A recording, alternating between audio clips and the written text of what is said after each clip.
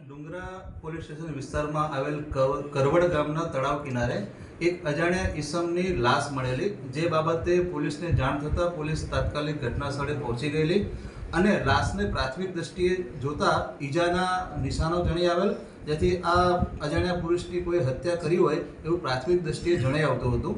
ડુંગરા પોલીસે આ બાબતે અલગ અલગ ટીમો બનાવી અને આ લાશ કોની છે એને ઓળખવાનો પ્રયત્ન કરેલો અને આ પ્રયત્નના અંતે આ જે લાશ હતી એ કરવડ ગામે જ સાઈ રેસિડેન્સીમાં રહેતા સુરેશ પિતાંબર જાની હોવાનું જાણવા મળેલ હતું.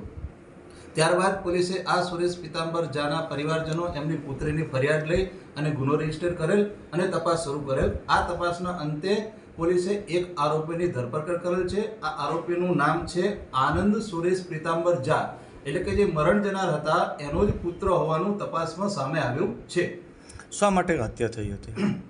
તપાસ દરમિયાન એવું જાણવા મળેલું છે કે જે આરોપી છે એની પત્ની એટલે કે મરણ જનારની પુત્રવધુ, આ પુત્રવધુની મરણ જનારે છેડતી કરેલી અને એનું મનદુખ રાખેલી અને મરણ જનાર અને આરોપી બંને વચ્ચે અગાઉ ઝઘડો પણ થયેલો હતો અને પોતાની પત્નીની છેડતી પોતાના પિતાએ કરેલી છે એવું એણે પોતાને દુઃખ લાગી આવેલું અને જેના કારણે એણે પોતાની પિતાની હત્યા કરેલાનું તપાસમાં જાણવા મળેલ છે. બનાવના દિવસે શું બન્યું હતું?